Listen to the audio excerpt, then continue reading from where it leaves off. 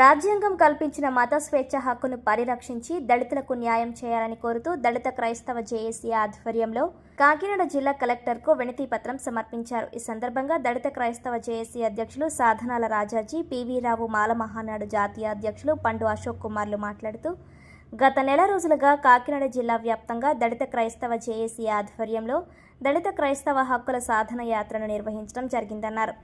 దళిత క్రైస్తవుల యొక్క హక్కులను పరిరక్షించడమే ధ్యేయంగా జిల్లా వ్యాప్తంగా అన్ని గ్రామాలలో పర్యటించి రాజ్యాంగం కల్పించిన మత స్వేచ్ఛ హక్కుపై అభిప్రాయాలను స్వీకరించడం జరిగిందన్నారు. అన్ని గ్రామాల నుండి తమ యాత్రకు విశేషమైన స్పందన లభించిందన్నారు. మతం అనేది మనసుకు సంబంధించినదని, కులం అనేది సామాజిక అంశమని పేర్కొన్నారు.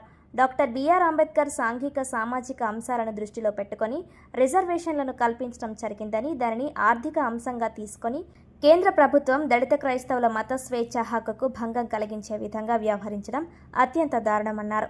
దళితులు ఏ మతంలో ఉన్నా రిజర్వేషన్లు కొనసాగే విధంగా పోరాడడం జరుగుతుందని తెలిపారు. ఈ కార్యక్రమంలో దళిత ప్రజా చైతన్య వ్యవస్థాపక అధ్యక్షుడు బొంగా సతీష్ కుమార్, బద్దే రాజ్ కుమార్, మొండి కిరణ్ కుమార్, పులి చైతన్య, ఎలియాజర్ తదితరులు పాల్గొన్నారు. మేము దర్శించడం జరిగింది.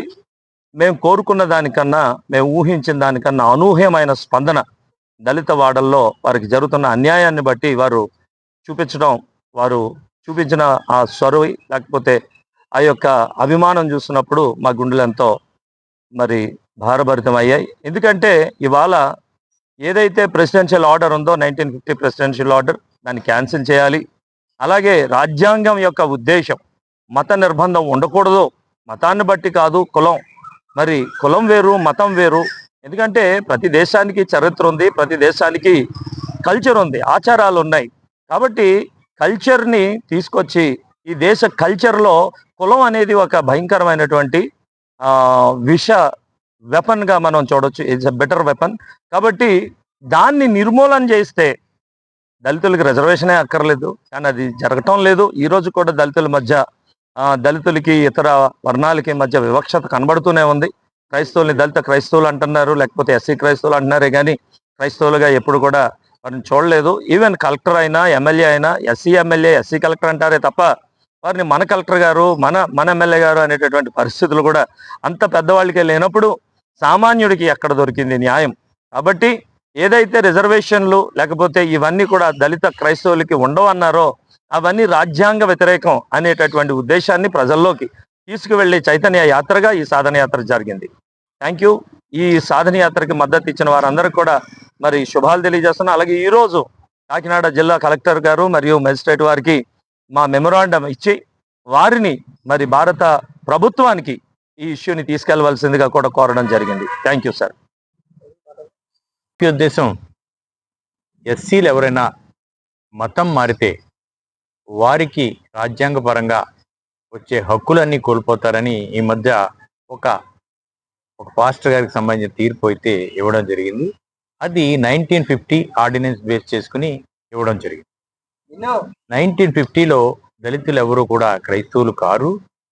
అప్పటికి అందరూ కూడా హిందూ మతంలోనే ఉన్నారు. అప్పటి పరిస్థితుల ప్రకారం ఈ దేశంలో అగ్రవర్ణాలు, మిగతా కులాలన్నీ కూడా బ్రిటిష్ వారితో అనుబంధం ఉన్న అనేక మంది క్రైస్తవ మతంలోకి వెళ్ళి వారికి బీసీసీ సర్టిఫికేట్గా ఒక క్రైస్తవ రిజర్వేషన్ ఒకటి ఏర్పాటు చేయడం జరిగింది. కానీ దళితులు అనేవాడికి అందులో పాత్ర లేదు. ఎందుకంటే క్రైస్తవ మతం వేరు, కులం వేరు.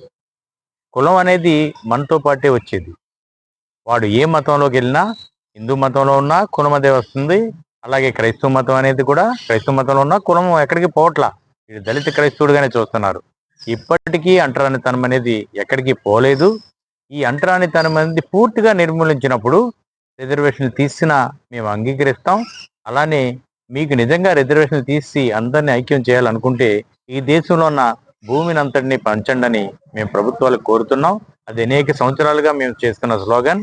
ఈ రోజు కూడా శ్మశానంలో పూడ్చిపెట్టడానికి కూడా స్థలం లేని పరిస్థితులు దళితులు కానీ క్రైస్తవులకు కానీ ఉందంటే అది ప్రభుత్వాల యొక్క వైఫల్యమే. ఈ వైఫల్యాలను కప్పించుకోవడానికి ఇటువంటి కోర్టు తీర్పులు ఇస్తున్నారు. కాబట్టి ఇప్పటికైనా కళ్ళు తెరిచి ప్రభుత్వాలు దళితులైనా క్రైస్తవులైనా ఎవరైనా కూడా వంచబడిన తెగలు కాబట్టి వారికి రాజ్యాంగంలో పొందుపరచబడిన అన్ని హక్కులు కూడా ఉండాలని మేము కోరుతున్నాం. జై భీమ్.